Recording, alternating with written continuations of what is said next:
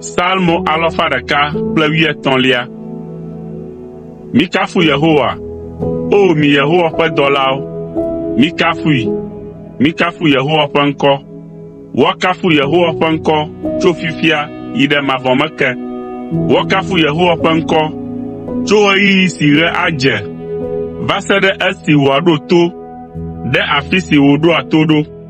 Yehowa nye gã ɖe dukɔwo katã dzi, eye eƒe ŋutikɔkɔe gbɔ dziƒowo ta. Ame kae le abe Yehowa, míaƒe Mawu la ene, ame si nɔ anyi ɖe fiazikpui dzi le dziƒo, eye wòbɔbɔ be yeakpɔ dziƒo kple anyigba ɖa.